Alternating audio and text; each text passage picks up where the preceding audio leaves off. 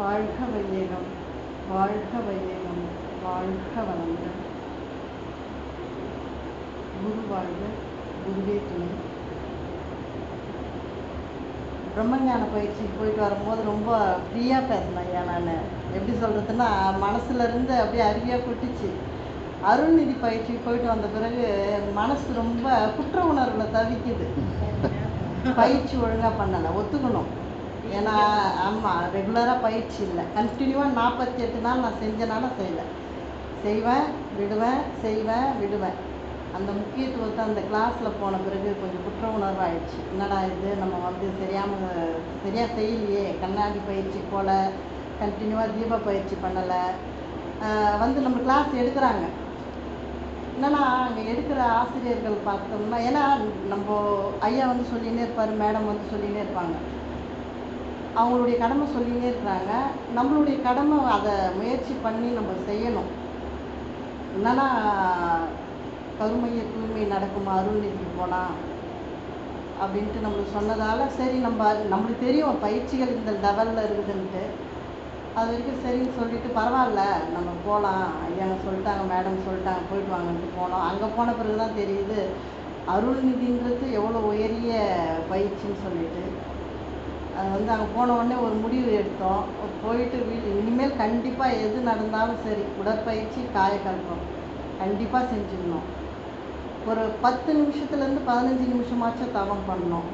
வாரம் ஒரு நாள் கண்டிப்பாக தீப பயிற்சி பண்ணணும், கண்ணாடி பயிற்சி பண்ணணும். வேதாத்திரியத்தை மதிக்கணும்.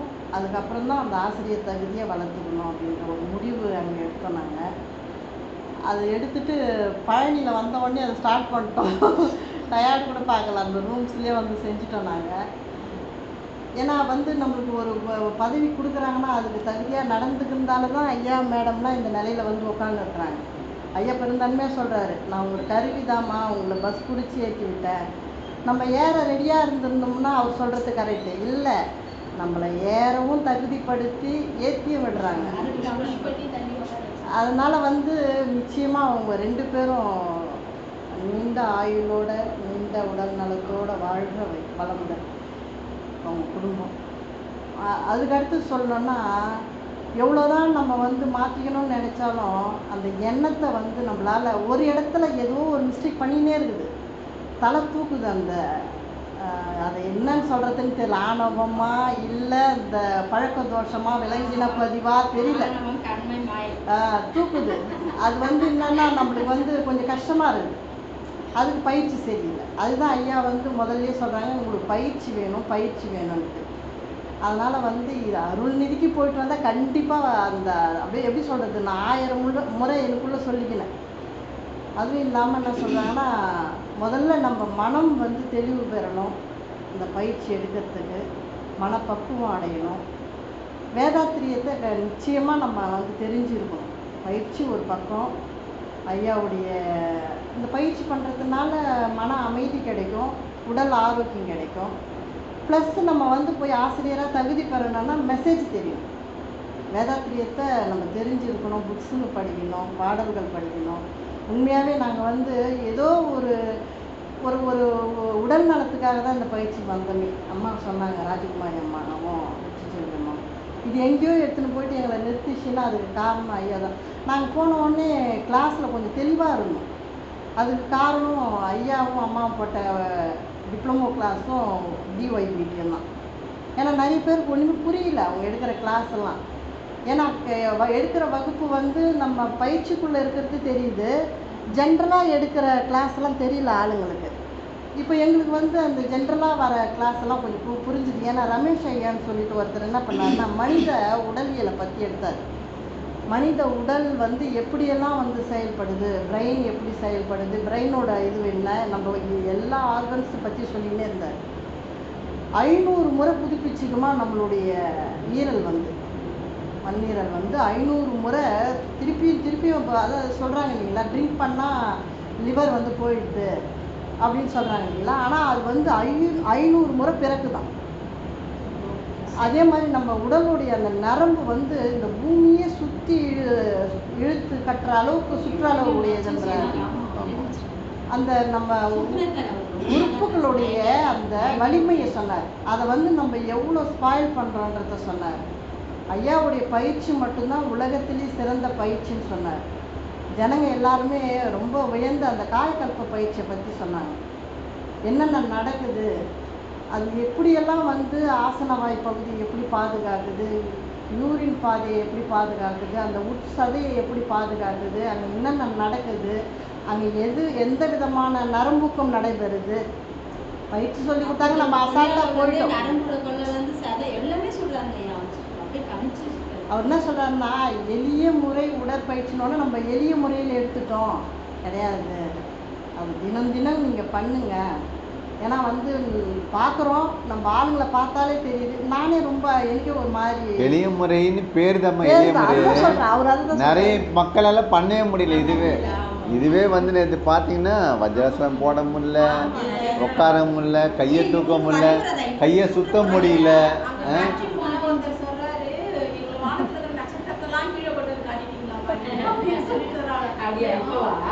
அந்த எளிய முறையே இவ்வளோ சிம்பிளிஃபைடுன்னு நம்ம நினைக்கிறோம். அதுவே நிறைய பேராக பண்ண. இப்போ எங்கள் அம்மாவே இருக்காங்க, அவன் கை பயிற்சி பண்ண முடியல, கை சுத்த முடியல. அவங்க ஒரு சாதாரண இது அதுவே பண்ண மாட்டேன்.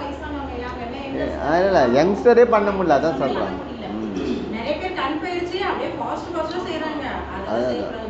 அதான் நிறைய பேர் அந்த அப்போ அந்த அளவுக்கு வந்து நம்மளோட உறுப்புகளை டேமேஜ் பண்ணி வச்சுருக்கோன்னு தெரிஞ்சுக்கணும் அவங்க, புரியுதுங்களா? அப்போ என்ன பண்ண நம்ம பயிற்சி 1 மணி நேரம். இப்போ அந்த இது கூட எப்பயுமே நம்ம வந்து ஒரு வாழ்க்கை நம்மளுக்காக ஒரு மணி நேரம். அதுதான் நம்ம வந்து நம்மளோட இது யாரோ வீடியோ கூட போட்டுருந்தோம் பார்த்தீங்களா? நம்மளோட பெஸ்ட்டு ஃப்ரெண்டு நம்ம உடம்பு தான். அதுதான் நம்ம இறந்த பிறகு நம்ம கூடயே வரும். மற்ற யாரும் வரமாட்டாங்க. எல்லாம் அவங்கவுங்க மனைவியாக இருந்தால் வீட்டோட நின்றுவாங்க, இல்லை அந்த தெருக்காரங்கன்னா அது ரோடு போன வரைக்கும் வருவாங்க. ஆம்பளைங்களா இருந்தால் அங்கே தெரு வச்சுருவாங்க. அவங்க கடைசி எரியிற வரைக்கும் நீ எரிச்சாலும் பொச்சாலும் நம்ம கூட வந்து உடம்பு தான்.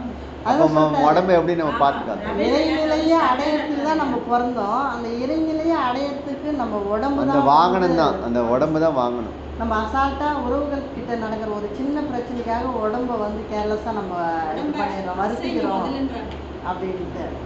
மனதை அசைக்காதீங்க, உடலை அசைங்கன்னு சொல்கிறோம். நீங்கள் வந்து உல்ட்டாவாக பண்ணிட்டு இருக்கிறீங்க. நிறைய சொல்லிகிட்டே இருந்தாருமா. அது வந்து அதில் என்னென்னா பெரிய விஷயம் என்னென்னா 80 வயசு விவேகானந்த ஐயான்னு சொல்லிட்டுங்க ஐயா, அவர் வகுப்பு எடுத்தார். 2.5 நாள் எங்கள் கூட பயணம் பண்ணார்.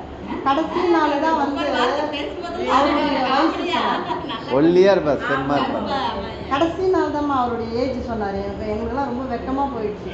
எல்லாருமே ரொம்ப கை தட்டி அப்படியே அரங்கே அதர்ற மாதிரி அவரை பாராட்டினாங்க. அவர் வந்து அவ்வளோ ஒரு அந்த தமிழ் உச்சரிப்பு பயங்கரமாக அவர். அது இதுக்கு நடுவில் சினிமா பாடல்கள். அப்புறம் முருகன் சொல்லிட்டு ஒருத்தர் எடுத்தாருங்க ஐயா, சீதாலட்சுமி அம்மா வந்து வெகுளாமை வேண்டாம்னு சொல்லிட்டு ஒரு வகுப்பு எடுத்தாங்க. வெகுளாமை வேண்டாம்னா அது என்ன அர்த்தன்றது அங்கே தான் புரிஞ்சுது. சினம் தவிர்த்தல், வெகுளாமை வேண்டாம். அப்புறம் வந்து இந்த வகுப்புகள் அதில் வந்து சுமதி அம்மா வந்து சுமதி சீனிவாசன் அம்மா வந்து சலிக்காம ஐயா எப்படி ஆகினை தீட்சை எப்படி கொடுக்கணும்ட்டு நிற்கிறாங்கம்மா. கரெக்டாக இல்லைம்மா நீங்கள் செய்யறது தப்புமா, அம்மா நீங்கள் எத்தனை முறை ஐயா எத்தனை முறை சொல்லி கொடுத்தாங்க, சலிக்காம சொல்லி கொடுத்தாங்க. ஆமாம், ரொம்ப உமையாலம்மா இருந்தாங்களா? உமையால் அதான் முருகன் ஐயா, விவேகானந்தன் ஐயா, சுமதி சீனிவாசன் அம்மா, அப்புறம் வந்து ரமேஷ் ஐயா ஒருத்தர். ஆமாம், அருள்நிதிக்கு கொஞ்சம் லிமிட்டட் ஆகும். முருகன் ஐயா எடுத்தாங்க.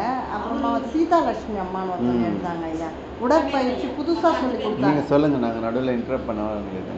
இடுப்பு பயிற்சி, கால் பயிற்சி, தைராய்டு பயிற்சி, அப்புறம் வந்து முதுகு தண்டுவடை பயிற்சின்ட்டு எக்ஸ்ட்ராவாக சொல்லி கொடுத்தாங்க.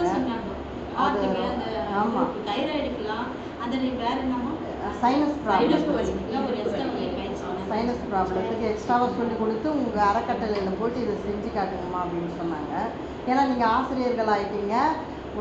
எளிய முறை உடற்பயிற்சி எல்லாமே இருக்குது. இருந்தாலும் இடுப்பு வலிக்காக இதுன்னு சொல்லும் போது அவங்க ரொம்ப இன்ட்ரெஸ்ட் எடுத்து செய்வாங்க. சில பேருக்கு உடம்புல எந்த தொந்தரவும் இருக்காது, இடுப்பு தான் ப்ராப்ளமாக இருக்கும். சில பேர் எல்லா பயிற்சியும் செய்ய ரெடியாக இருப்பாங்க. சைனஸ் ப்ராப்ளம், ஆஸ்துமா ப்ராப்ளம் அவங்கள தடுக்கும். இது மாதிரி நிறைய சொன்னாங்க. அதெல்லாம் வந்து ரொம்ப பயனுள்ளதாக இருந்தது. என்னென்னா முதல்ல அடித்தளமே என்னன்னா நம்மளுக்கு உடற்பயிற்சி, காயக்கல்பம், கண்ணாடி பயிற்சி, தீப பயிற்சி நிச்சயமாக பண்ணியே ஆகணும்மா. அருள்நிதிக்கு போயிட்டு வந்துட்டேன். அதுக்கப்புறம் அட்லீஸ்ட் நம்ம எப்படி சொல்கிறது, ஐமணி அம்மாலாம் ஐயா சொல்லும் போது எனக்கு ஃபோனில் சொல்லும் போது நான் ரொம்ப பெருமையாக ஆயிடுச்சுங்கம்மா. ஏன்னா இப்போ இன்றைக்கி இருக்கிற காலகட்டத்தில் ரொம்ப சர்க்கிள் ரொம்ப குறைஞ்சிட்டாங்க. நம்மளுக்கு கிடைச்சா போதும் அப்படின்ற இடத்துல இருந்து எல்லாருக்கும் கிடைக்கணும் அப்படின்னு நீங்கள் நினச்சது வந்து உண்மையாகவே பாராட்டத்தக்க விஷயம். ஆமாம், அவங்க ஆபீஸ்ல அந்த அளவு ஒரு இது பண்ணாங்கம்மா. அங்க பிள்ளைங்களுக்கு முட்டி போட முடியல. வஜ்ராசனம் போட முடியல. நான் இந்த வருஷம் எனக்கு முடியலையே நான் ஃபீல் பண்ணிட்டு இருக்கேன். என்னால என்ன முடியலையே அப்படின்ட்டு. ஆனா அவங்களுக்கு பண்ண முடியல. அவங்களுக்கு அப்படிதான் இருந்தது. இப்ப போடுறாங்க 5 பேர் நாங்கள் 5 பேரும் கரெக்டாக போட்டுட்டோம். அது வந்து எப்படி இருந்தது, எங்களுக்கு ரொம்ப பெருமையாக இருந்தது. நம்ம அது வந்து நம்ம அறக்கட்டளையோட பெருமை தான். ஏன்னா மேடம் வந்து பயிற்சி ஒழுங்காக செய்யுமா, பயிற்சி ஒழுங்காக, ஏன்னா அது எப்போவுமே சொல்லினே இருப்பாங்க. நம்மளுக்கு வந்து எப்படின்னா ஏஜ் அதிகமாகிடுச்சு இல்லைங்களா, இவங்க சொன்னால் எப்படி எடுத்துக்குவாங்கன்னு கூட மேடம் அதை இது பண்ண மாட்டாங்க. நீங்கள் பண்ணி தாம்மா ஆகணும், தெரியுதா உங்களுக்கு அப்படின்ற மாதிரி பேசுவாங்க. வருமா உங்களுக்கு அப்படின்னு. ஆனால் ரொம்ப சிறப்பாக இருந்ததுங்க ஐயா. நீங்கள் வந்து பஸ்ஸில் மட்டும் ஏற்றி விடலை, தூக்கி உட்கார வச்சுருக்கீங்க. ரொம்ப நன்றி ஐயா. கண்டிப்பாக. ஏன்னாம்மா வீட்டில் ஒய்ஃப் இல்லைன்னா எந்த வேலையுமே ஆகாது. ஆனால் ஐயா பாருங்க, அம்மாவையும் சர்வீஸ் கிளம்பிட்டாரு. அவங்க அம்மா அவங்க அம்மாவும் இந்த டைமில் பார்க்குறாரு. 2 குழந்தைங்கள, பெண் குழந்தைங்கள பார்த்துக்கிறது. வாழ்க்கை வளமுடன் ஐயா.